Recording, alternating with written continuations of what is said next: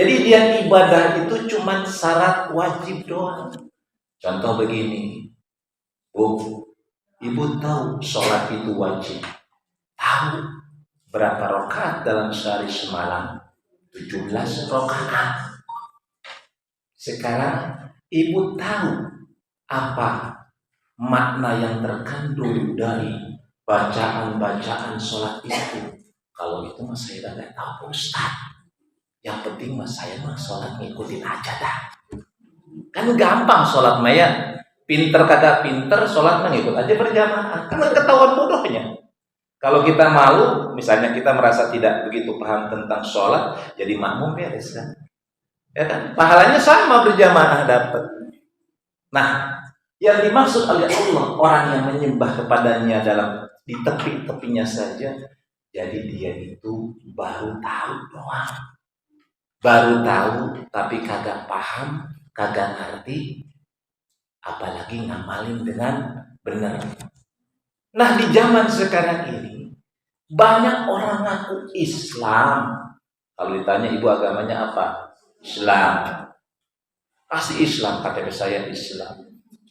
Tapi masalahnya apakah kita sudah ngamalin ajaran Islam dengan sebenar-benarnya? Karena Islam itu gampang Bu, jadi muslim tuh, jadi muslimah. Ya banyak juga orang karena perkawinan yang mu'alaf itu ya, tinggal datang ke Masjid Al-Furqan.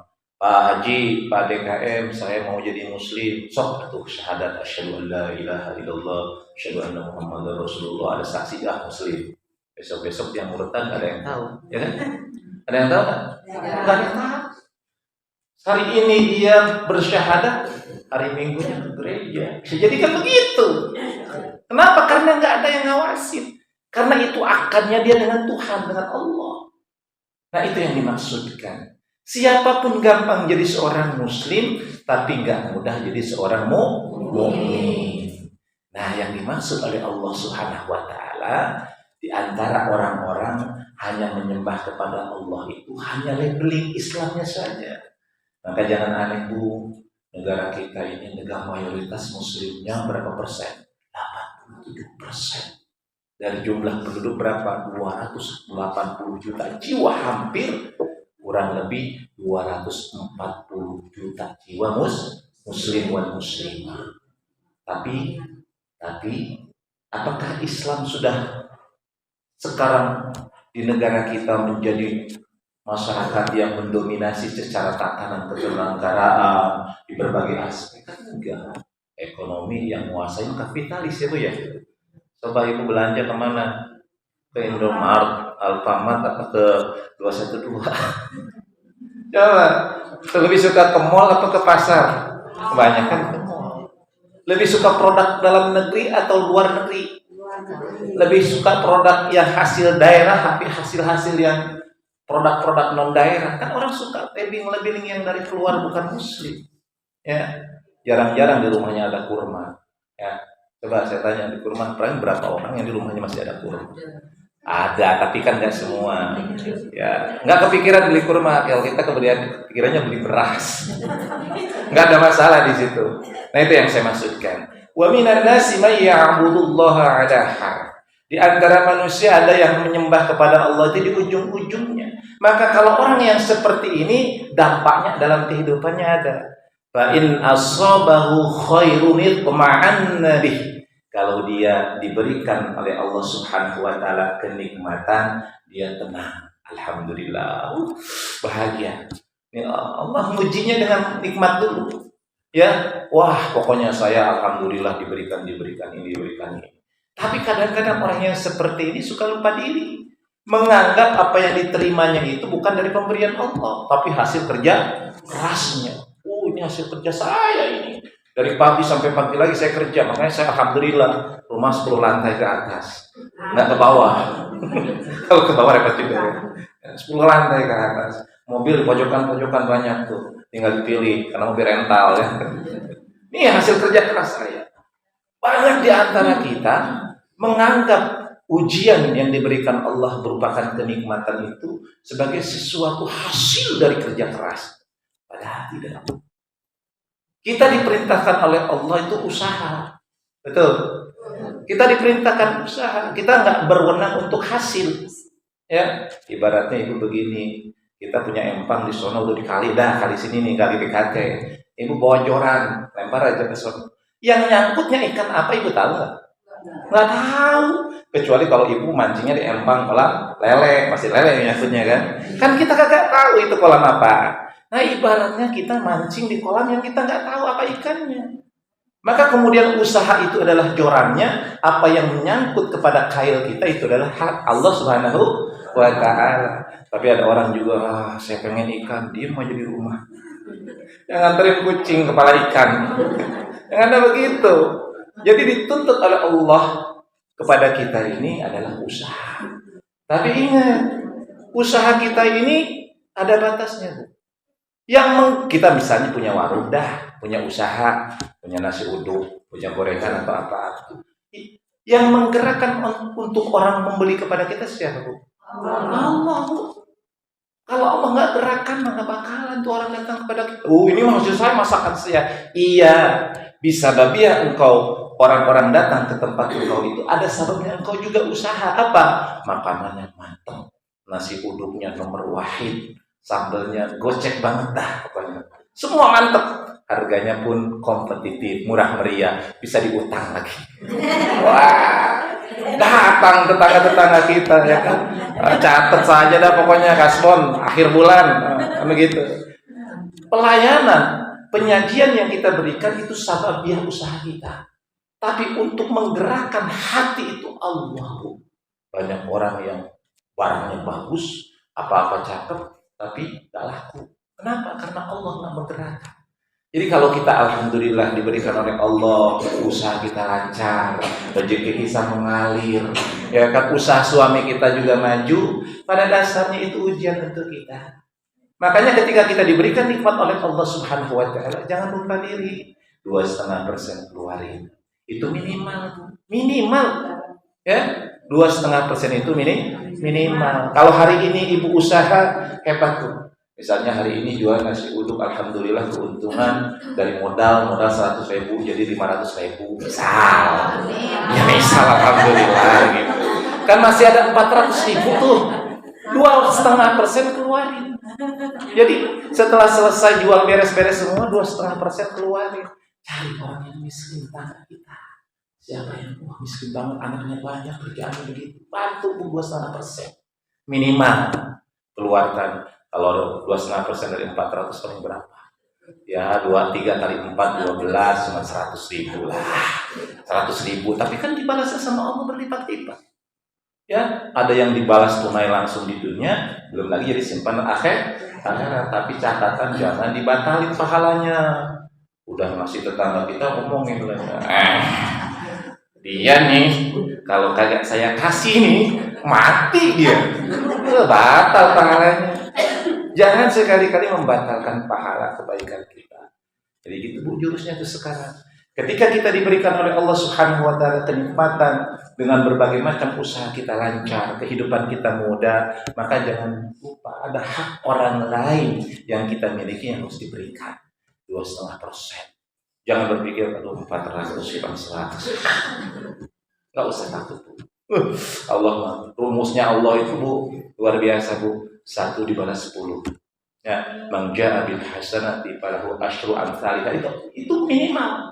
Man jaa bil hasanati falahu asyru amsalihha.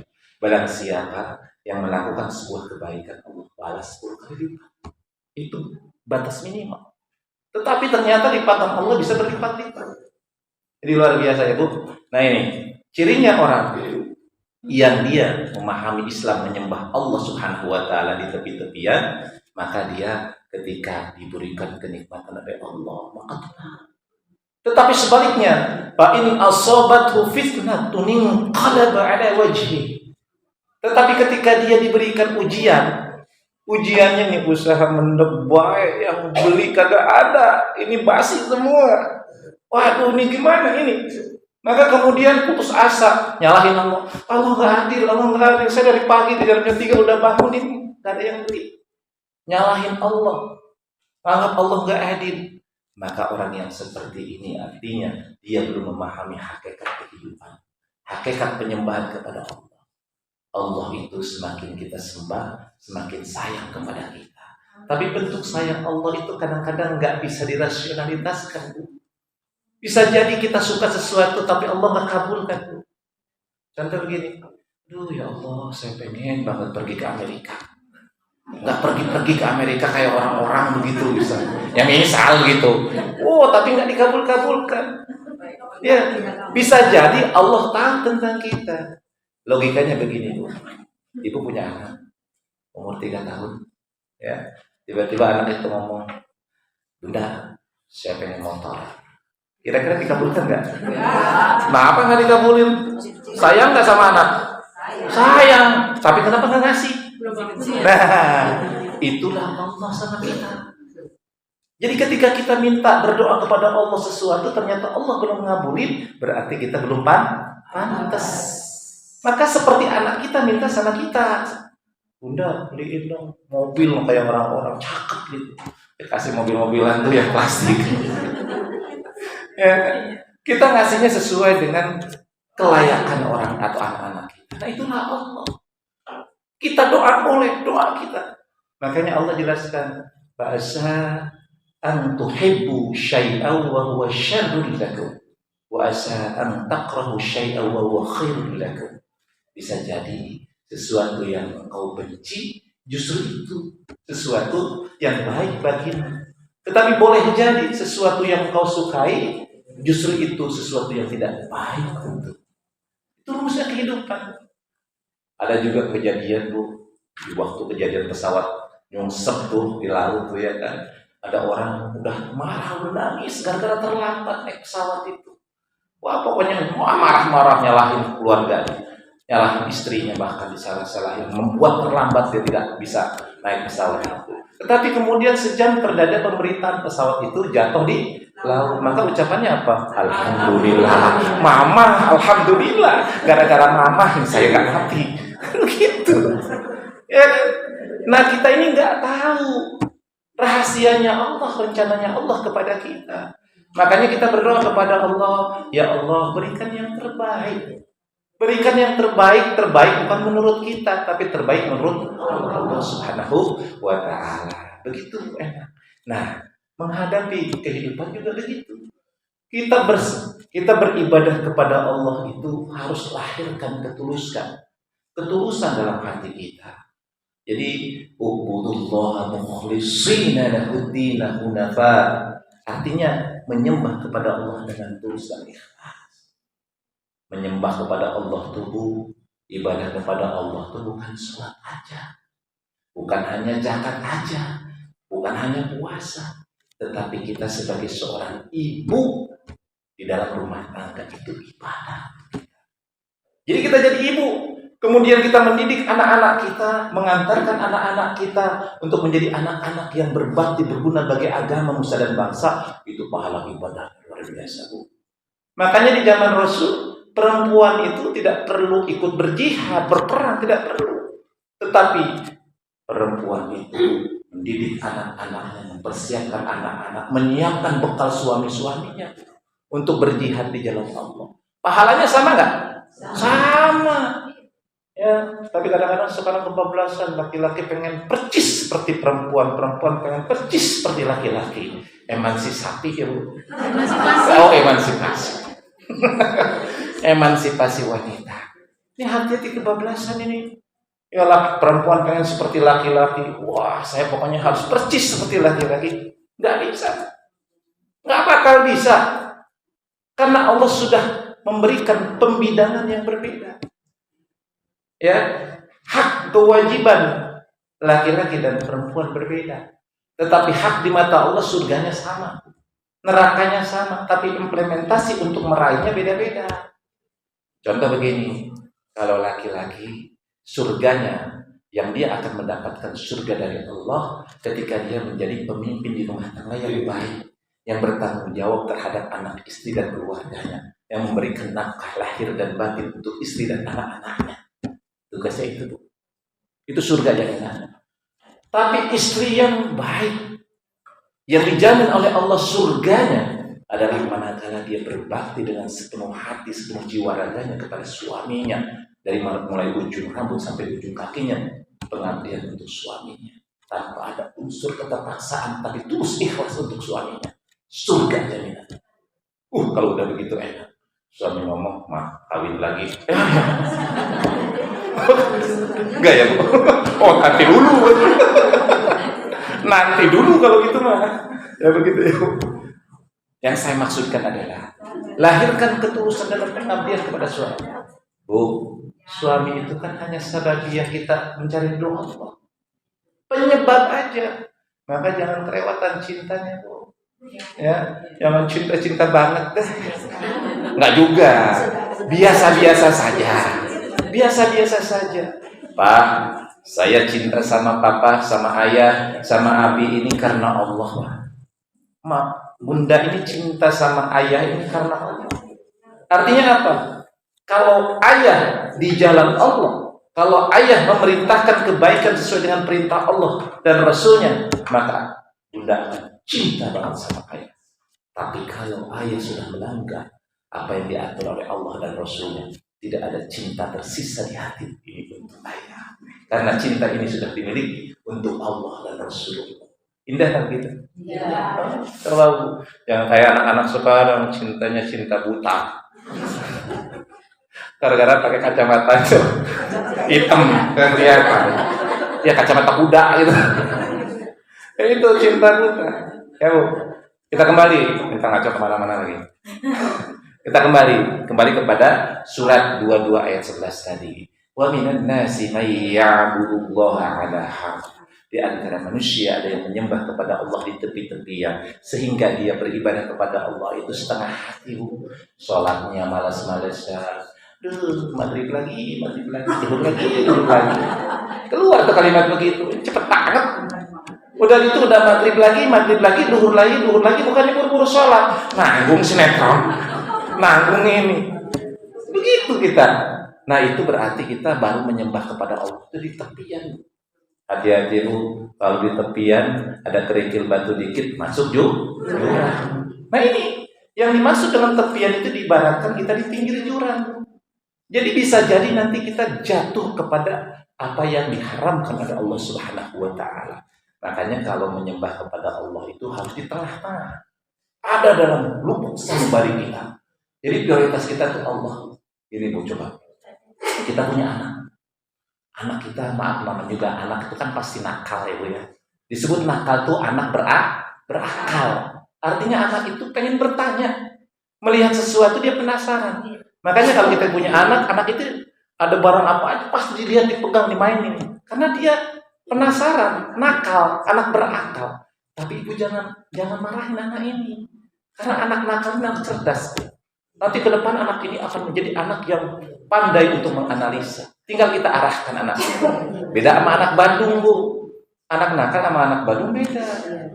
Kalau anak nakal, dia kecenderungan pengen tahu sesuatu, kemudian setelah paham dia baru ngerti. Mau dibilangin. Tapi kalau anak Bandung diomongin kagak dengar. Di kupingnya sampai dipanjang. Kadang-kadang kan ada juga ya, maaf, yang kita kesel. Kadang-kadang ada juga jadi guru atau jadi apa. Nah itu anak Bandung. Tapi hati-hati untuk mendidik anak, jangan sampai pula kemudian kita jatuh kepada penyiksaan terhadap anak, bahaya juga ya. Karena itu sangat berbekas. Kalau kita diperlakukan dari kecil itu tidak benar, maka sampai besar itu akan tertanam. Jadi hati-hati sama anak. Jadi misalnya begini, ibu sama anak itu kalau salah selalu aja gini, dimaki-maki anak. Maka nanti kalau udah gede dia punya anak akan sama. Jadi kalau dari kecil ibu punya anak, marah dikit, salah dikit, diomelin, maki, bahkan dicubit, nanti dia punya anak di kemudian hari setelah besar akan sama ajarnya kayak gitu. Makanya jangan sampai kalau anak salah, anak misalnya keliru, menjatuhkan barang atau apa, ucapkan kalimat-kalimat yang baik. Innalillahi wa inna ilaihi raji'un. Ya udah enggak apa-apa, sabar insyaallah. Namanya barang mah gelas kita bisa beli lagi. Jangan bilang gini, "Mata lu kemana?" Jangan bilang begitu. Nanti kalau kita udah tua digituin lo enggak? Anak sudah dewasa kita sudah repot, tiba-tiba begitu, udah tua. Ada yang begitu juga. Yang balas dendamnya ketika orang tuanya udah tua. Jadi orang tuanya udah tua, dulu ketika dia kecil dimaki-maki sama orang tuanya dalam pemeliharaannya sudah tua, sudah pikun, sudah rentak, ketika salah sama kamu. Makanya hati-hati Bu. Itu juga murkanya Allah kan besar sekali ya Bu ya. Mana di mana anak jangankan memaki-maki orang tua, mengucapkan saja tidak boleh. Ini dosanya dosa berat besar banget untuk orang-orang yang seperti ini. Kita kembali.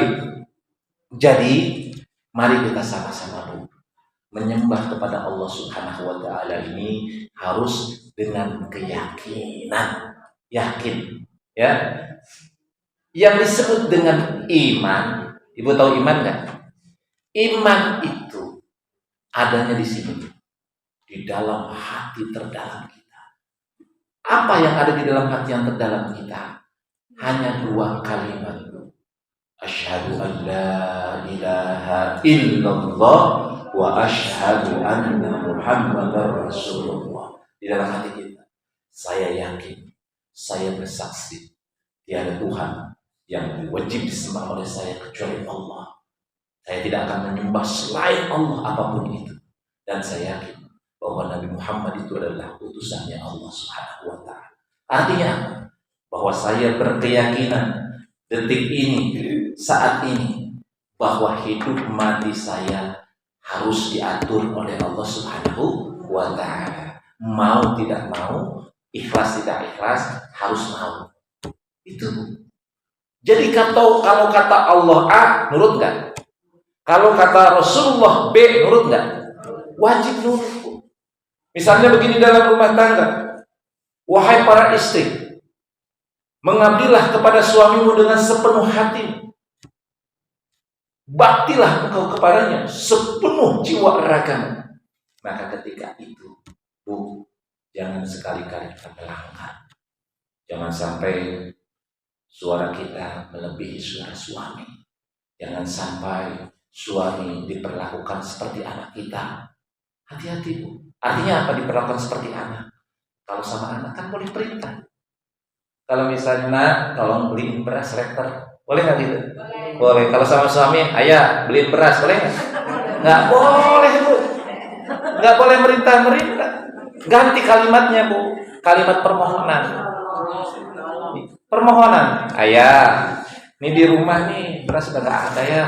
Kayaknya ayah kan ada uang lebih nih, kalau dibeliin, ayah ganteng banget dah.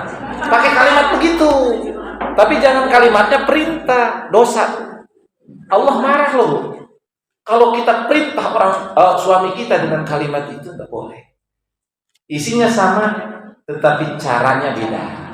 Makanya niat yang benar harus dilakukan dengan cara yang benar. Ingat betul. Kalau kita niat benerin, maka caranya benar. Kadang-kadang kita salah begini. Niat kita sih benar, tapi caranya salah.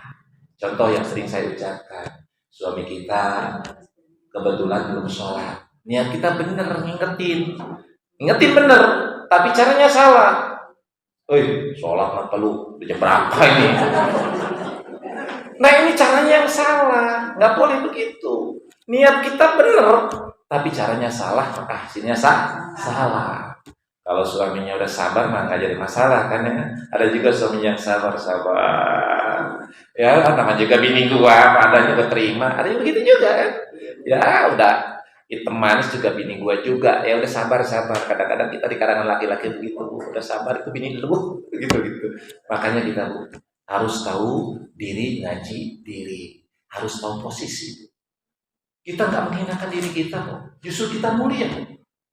Bahkan Bu, saya sebagai laki-laki, kalau istri saya ketika meminta sesuatu bukan dengan perintah, tanpa dia minta kita beli, Bu. Itu lahir dari rasa sayang kita.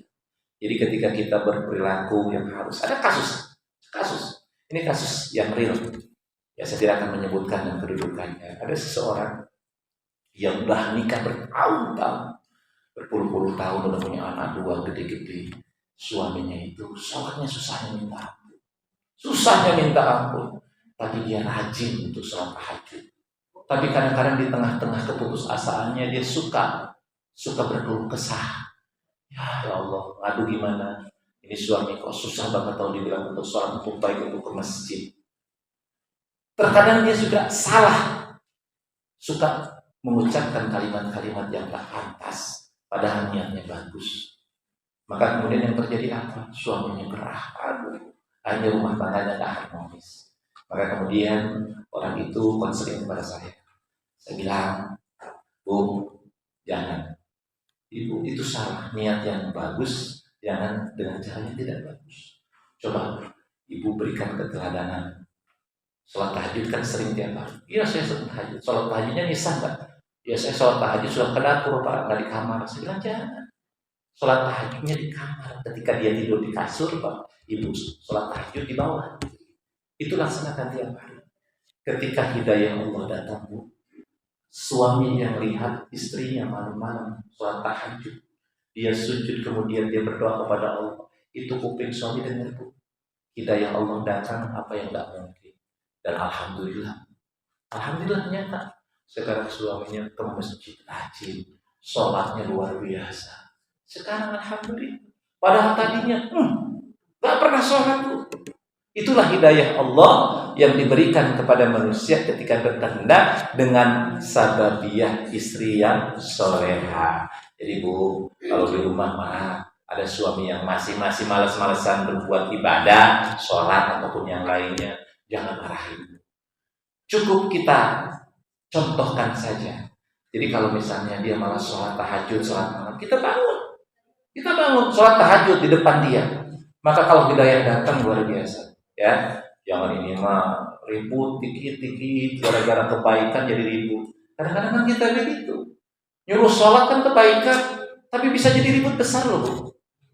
Sholat apa? Tapi kita bentak-bentak suami, kata suami, lu bentak-bentak, ya lu siapa? Ingat tuh suaminya lu, kan begitu kalimat. Akhirnya ribut Bu. Gara-gara kebaikan jadi ribut ya. Gara-gara kebaikan jadi ribut karena salah bagaimana mengimplementasikan kebaikan. Ibu-ibu yang dirahmati dan dimuliakan Allah Subhanahu wa Ta'ala. Lalu bagaimana solusinya agar kita menjadi orang yang mampu beribadah kepada Allah dengan tulus, benar, sesuai dengan aturan yang ditetapkan oleh Rasulnya. Yang pertama, ingat ya Bu, ibadah itu bukan hanya sholat. Ibadah itu seluruh apa yang kita lakukan dalam kehidupan ini ibadah. Saya tanya, ibu duduk di majelis taklim ini ibadah nggak? Ibadah. Mendengarkan ceramah ibadah. Pahalanya banyak banget loh. Ketika di masjid mendengarkan orang ceramah agama, membaca Al-Quran, semua nilainya ibadah. Jadi dalam mindset atau dalam pikiran kita ibadah itu bukan sholat saja. Sholat itu ibadah mahdhah, ibadah yang langsung kepada Allah Subhanahu wa Ta'ala. Tapi ibadah-ibadah sosial itu banyak. Nah yang saya maksudkan adalah bagaimana kita melakukan ibadah dengan benar sesuai dengan ketentuan Allah dan Rasulullah SAW. Yang pertama, lahirkan niat yang tulus dan ikhlas hanya karena Allah. Lahirkan niat yang tulus dan ikhlas hanya karena Allah dalam berbagai ibadah yang kita lakukan. Ibu kalau sholat, maka niatnya tulus karena Allah, bukan karena apa-apa. Ibu kalau di rumah bikin masakan untuk suami, maka niatkan karena Allah. Bismillahirrahmanirrahim. Ya Allah, saya mau goreng ini, goreng acar, saya mau goreng toge ini. Niatkan karena Allah. Nih, insya Allah nih gorengannya toge, bakwan atau itu nikmat dirasa. Luar biasa. Kenapa? Karena niat karena Allah. Jangan ini mah niatnya, kesel gua sama laki nih sampai akhirnya bakwan yang tadinya kuning jadi gosong. Kadang-kadang ibu suka melampiaskan kekesalan suami kepada gorengan. Nggak boleh, ya. Apalagi hati-hati, banyak juga ya kejadian orang melampiaskan kesel sama suami sama anak. Ada cerita yang begitu ya. Bahkan sampai dibakar hidup-hidup sampai mati kan di televisi kita pernah dengar tuh. Ada dibakar 2 orang anak oleh ibunya gara-gara kesel sama suaminya. Nauzubillah min dzalik. Jangan kita, ya. Maka yang pertama dalam ibadah itu lahirkan niat yang tulus dan ikhlas karena Allah. Lalu yang kedua, ibadah itu harus benar cara melakukannya. Jadi kalau ibu misalnya masak nasi, jangan kebanyakan air. Maka kalau yang kebanyakan air jadi apa? Jadi bubur. Itu kira-kira salah apa benar? Salah. Maka dalam ibadah itu harus benar. Kalau ibu di rumah tangga, ibu ingat posisinya sebagai apa? Saya sebagai istri, Pak. Maka posisi sebagai istri adalah hamba, pengabdi kepada suami. Maka jangan seperti ratu terhadap budaknya. Kadang-kadang ingin kita jadi ratu, padahal kita bukan ratu di dalam posisi itu. Tapi kita juga punya posisi sebagai ibu untuk anak-anaknya. Ingat Bu, kita ini di dalam kehidupan ini multifungsi. Sebagai ibu, sebagai istri, sebagai anak bahkan. Ya, kita jadi sebagai anak juga. Maka kita harus pandai menempatkan posisi. Kalau kita pandai menempatkan posisi itu, nah kita tahu diri dan kita paham harus seperti apa. Kita ngomong sama orang tua kan beda sama anak ya. Ngomong sama anak mah kita bisa, nah nggak boleh begitu, itu dosa. Nggak boleh begitu, itu salah. Tapi sama orang tua kan nggak begitu kalimatnya, ya kan? Sama orang tua, sama suami berbeda. Di dalam kehidupan kita beribadah itu dalam bentuk pengabdian kepada suami, kepada orang tua maupun hal-hal yang lain, maka caranya harus benar. Ibu sholat, niat sholat duhur 6 rakaat boleh nggak? 3 rakaat boleh nggak? Nggak boleh kan? Ibu sholat udah tahu kiblat, membelakangnya kiblat boleh nggak? Nggak boleh, ya kan? Maka caranya harus benar. Ibu sholat sujudnya nggak benar, nggak sempurna, nggak tumanina. Kira-kira benar nggak? Kan ada juga sholat tuh di tempat lain. Kalau sholat kayak balapan, kalau sholat tarawih ya. Amin. Ada yang begitu masih ada yang begitu. Niatnya benar, tapi ternyata cara melakukannya jadi salah, maka salah. Maka yang kedua, setelah niat yang tulus ikhlas karena Allah Ta'ala, maka cara melakukannya harus benar. Maka untuk benar melakukan perlu belajar. Nah sekarang ini kita dalam proses belajar. Kita kan sebagai manusia kan terus belajar. Ilmu itu harus kita gali sampai kapanpun. Hadisnya mengatakan thalabul ilmi fardhatun ala kulli muslimin wal muslimah. Fardhu itu kalimatnya sama dengan fardu. Kalimat enggak wujub tapi fardu. Al-fardhu bermakna sama seperti makna salat. Artinya fardhu itu sesuatu yang tidak kenal waktu. Maka kewajiban mencari ilmu kita lakukan apapun. Ada wajibnya. Kalau wajib ilmu yang di sini adalah wajibun fard. Artinya mencari ilmu agama kewajiban individu. Nggak boleh Bu, bukan fardu kifayah. Mencari ilmu agama fardu kifayah nggak. Kalau ilmu agama itu fardunya fardu ain untuk sendiri. Fardu kifayah itu kalau misalnya ilmu-ilmu bukan ilmu agama Islam, ilmu kedokteran boleh. Tapi kalau namanya ilmu tentang masalah fikih sholat, masa fardu kifayah? Kan lucu juga kan? Wah udahlah kamu wakilin aja sholat, kan fardu kifayah. Kalau sholat jenazah sih boleh diwakilin, ya kan? Sholat gaib boleh lah itu. Kita nggak laksanakan nggak dapat pahala, karena kan sunnah. Kalau melaksanakan pahalanya gede, kalau nggak melaksanakan nggak ada masalah. Itu yang kedua ya Bu. Jadi kita di sini dalam rangka bagaimana kita bisa mengamalkan atau melaksanakan berbagai ibadah sesuai dengan ketentuan Allah Subhanahu wa Ta'ala. Sebenarnya saya ingin fokus kepada bab tentang masalah rumah tangga sebenarnya dalam kajian-kajian ini. Cuman saya serencana pengennya membawakan kita Ukul Zain, ya, Ukul Zain tentang bagaimana suami istri mengimplementasikan dalam rumah tangga. Nantilah dalam pertemuan-pertemuan berikutnya kita fokus pada kitab itu.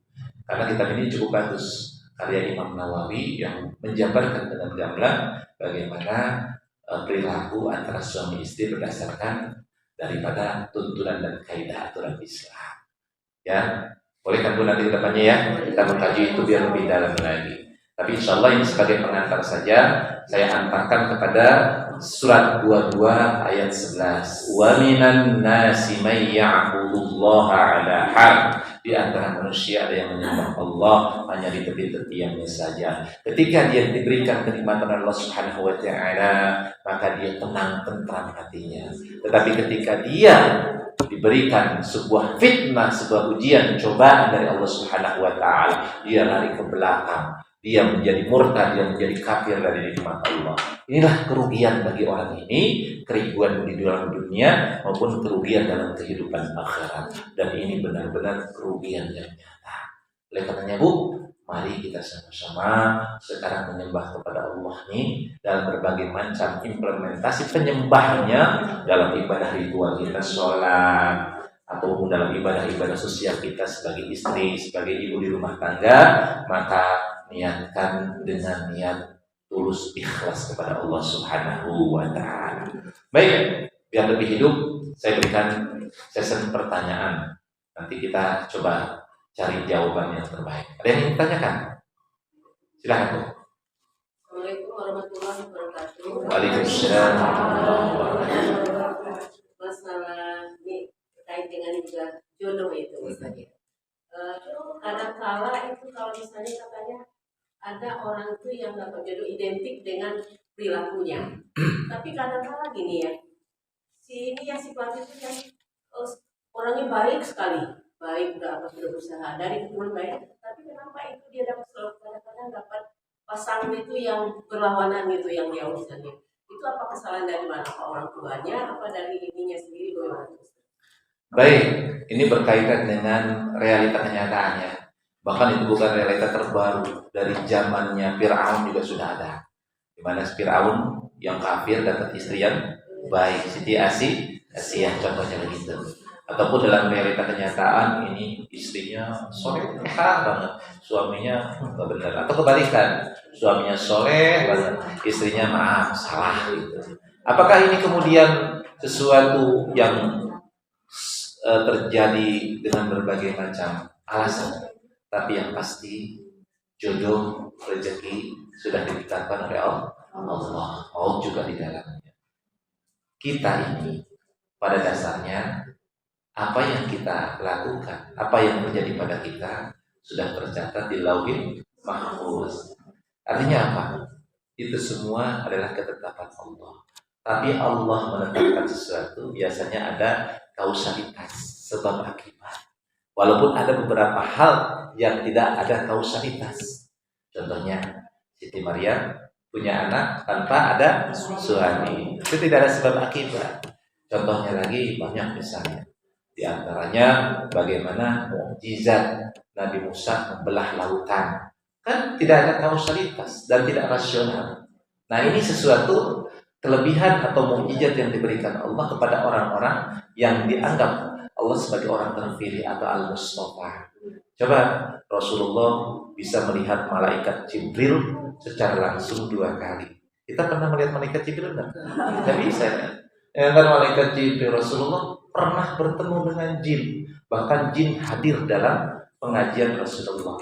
Kalau kita ketemu jin ngibrit, ya kan? Gitu kan. Nah, ini kelebihan. Maka jawaban simpelnya yang pertama, itu adalah ketetapan Allah kepada hamba-hambanya. Allah yang paling paham mana yang terbaik di antara hamba-hamba. Bisa jadi begini Bu, sekarang ini misalnya terlihat suaminya nggak baik, tapi kita kan nggak tahu akhirnya. Kita kan nggak tahu akhir dari perjalanan hidup seseorang kan. Kita tahu akhirnya kalau sudah meninggal. Kalau sekarang ini kan nggak tahu. Sekarang baik, besok belum tentu. Sekarang nggak baik, besok belum tentu. Nah, orang yang kemudian dijodohkan oleh Allah Subhanahu wa taala dengan takdirnya dia dapat pasangan yang tidak baik. Mungkin pada saat ini tidak baik, tetapi di akhirnya bisa jadi baik. Justru ini untuk ujian. Allah menguji ini, la yukallifullahu nafsan illa wus'aha. Jadi Allah tidak membebani sesuatu musibah atau ujian kecuali berdasarkan kemampuannya. Mungkin ada istri yang punya suaminya gak soleh, itu ujian baginya. Maka insya Allah kalau seorang istri mampu menjadikan suami yang salah menjadi soleh, pahalanya begini. Jadi jangan pernah kita berburuk sangka kepada Allah Subhanahu wa taala. Iya, sekarang kita melihat bahwa sini nggak cocok deh. Masa suaminya soleh, ini istrinya amit-amit dah. Ini kalau biang-biang corong terus kemana-mana gitu. Ini gimana? Bisa jadi itu ujian. Artinya yang paling terpenting adalah bagaimana kita mampu menerima kekurangan dan kelebihan pasangannya, Bu. Jadi dalam kehidupan rumah tangga itu, Bu, ingat, pasangan itu bukan yang sama. Kalau yang sama itu namanya gay, namanya lesbian. Kalau namanya suami istri harus berbeda, Bu. Jenisnya harus berbeda ya. Kemudian yang namanya pasangan itu kayak sendal jepit tuh, kiri sama kanan sama enggak? Enggak kan? Kalau pasangan itu harus kayak langkah kaki, kayak tepat tangan, Bu. Coba kalau dua-duanya ke depan, lucu nggak, Bu? Hah? Nggak enak kan? Tak kompak emang sama ke depan. Misalnya kita jalan nih, kaki dua-duanya ke depan. Orang disebut jalan apa loncat, Bu? Loncat. Nah, namanya pasangan itu harus berbeda. Maka kalau di rumah tangga misalnya ada perbedaan-perbedaan itu, justru itu yang memperkuat rumah tangga, Bu. Nih, saya contohkan. Ini tangan begini kuat nggak pegang? Tapi kalau begini kuat nggak? Nah, ini beda. Ada yang menonjol, ada yang ke dalam. Artinya apa? Ketika suami punya kekurangan, istri punya kelebihan, disempurnakan oleh istrinya. Begitupun suami punya kekurangan, istrinya punya kelebihan, disempurnakan oleh istrinya. Sehingga rumah tangganya menjadi rumah tangga yang sakinah, mawaddah, warahmah. Mudah-mudahan kita gitu ya, Bu. Jadi rumah tangga yang sakinah, mawaddah, warahmah. Catatan kuncinya harus mau menerima kekurangan dari pasangan kita. Kekurangan pasangan kita tutupi oleh kita. Makanya kenapa kita dilarang oleh Allah dan Rasulnya untuk membuka aib. Ini kadang-kadang kita ada aib suami istri, bocor mana-mana. Wah, laki gua mah susah banget sholat subuhnya. Ilah itu aib suami, dibongkar, nggak boleh begitu. Kalau ditanya sama orang, alhamdulillah suami saya, alhamdulillah dah. Gitu. Jangan dibongkar keburukan kita. Pokoknya alhamdulillah dah laki gua mah begitu ya. Jadi catatannya itu takdir dari Allah Subhanahu wa taala sebagai ujian untuk hamba-hambanya. Insyaallah kalau kita berada di jalan Allah, maka kebahagiaan yang kita harapkan di dunia dan akhirat ini akan mampu kita raih dan wujudkan. Amin ya rabbal alamin. Ada lagi, silakan satu lagi. Silakan tadi. Latihan sebenarnya kayak apa? Orang kan berbahasa ini udah jodohnya menikah. Ternyata di tengah perjalanan udahan istilahnya kan. Nah itu ini maksud jodoh sebenarnya kayak apa? Ya. Jodoh itu kan dalam jodoh itu kan bahasa kita ya. Bahasa kita jodoh, bahasa Indonesia, bahasa Arab nggak ada jodoh, Bu. Ya, nggak ada jodoh. Azwaj artinya azwaj itu pasangan. Pasangan itu apa yang dimaksud pasangan? Pasangan itu apa harus abadi sampai dia mati? Tidak tentunya. Jadi jodoh atau takdir. Sebenarnya kalimat jodoh itu takdir. Alhamdulillah jodoh saya nih bisa bisa kerja jadi guru di sini. Kan jodoh juga itu. Alhamdulillah nih rumah jodoh saya. Kan begitu kan dapatnya. Jodoh itu kan macam-macam. Tapi yang dimaksudkan secara khusus jodoh pasangan yang ditanyakan oleh Ibu Haji, apakah jodoh itu harus selamanya, bagaimana kemudian jika bisa di tengah-tengah jalan, maka tentunya itu adalah jodohnya ya sebatas itu. Tapi takdir Allah, takdir itu artinya sesuatu yang sudah terjadi ya. Jadi kalau disebut takdir itu sudah terjadi. Alhamdulillah saya ditakdirkan punya istri A, alhamdulillah saya kemudian sudah berpisah pada saat B gitu. Takdir itu namanya.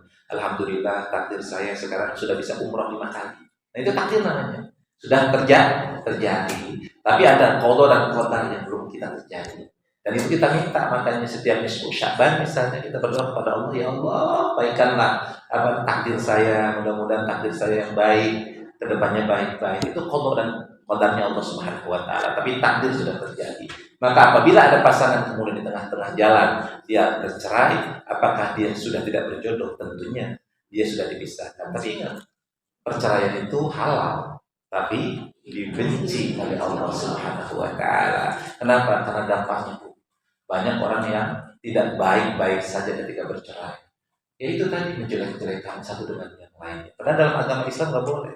Kalau sudah tidak jodoh lagi, maka kemudian berpisah dengan cara yang baik atau rujuk dengan cara yang baik. Kurang lebih seperti itu. Satu lagi biar ganjil, ada lagi dari belakang, silakan.